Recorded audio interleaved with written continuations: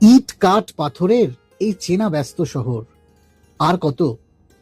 সপ্তাহের শেষে এক অদ্ভুত শান্তির খোঁজ করছেন? কলকাতা থেকে মাত্র 150 কিলোমিটার দূরে লুকিয়ে আছে এক টুকরো সবুজ স্বর্গ, আসাননগর। আজ আপনাদের নিয়ে যাব এমন এক জায়গায় যেখানে পৌঁছলেই বুক ভরে নেওয়া যায় একদম খাঁটি অক্সিজেনে। আসাননগর মানেই চারিপাশে সবুজের সমারোহ। এই জায়গার আসল আকর্ষণ হলো এখানকার দিগন্ত বিস্তৃত বিশাল সব আমবাগান। গরমের দিনে এখানে এলে চারপাশ মম করে পাকা আমের মিষ্টি গন্ধে। তবে শুধু আম নয়, এই গ্রামের অন্যতম বৈশিষ্ট্য হলো এখানকার অর্গানিক বা জৈব খাবার, সম্পূর্ণ রাসায়নিক মুক্ত, মাঠ থেকে সদ্য তুলে আনা টাটকা শাকসবজি আর খাঁটি দুধের স্বাদ আপনার জিভে জল এনে দিতে বাধ্য।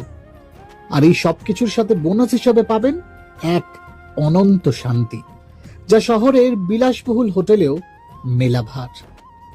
আসাননগরের প্রাকৃতিক সৌন্দর্য উপভোগ করা আমাদের প্রথম গন্তব্য শিবনিবাস। চূর্ণী নদীর তীরে অবস্থিত এই ঐতিহাসিক স্থানে রয়েছে এশিয়ার দ্বিতীয় বৃহত্তম শিবলিঙ্গ। বিশাল এই মন্দিরে প্রবেশ করলেই মন এক আধ্যাত্মিক শান্তিতে ভরে ওঠে।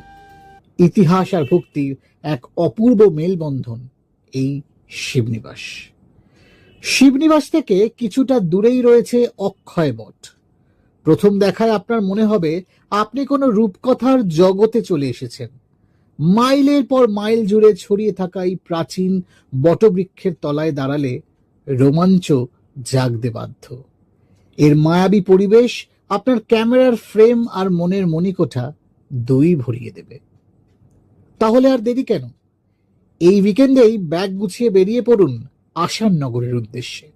এই জায়গার যাতায়াতের খরচ, থাকার ব্যবস্থা এবং বুকিং সংক্রান্ত সমস্ত কিছু জানতে চাইলে এখনই আমাদের পেজটি ফলো করুন এবং নিচে কমেন্টে জানান। লাইক, শেয়ার আর সাবস্ক্রাইব করতে প্লিজ ভুলবেন না। দেখা হচ্ছে পরের ভিডিওতে। Till then, keep making memories.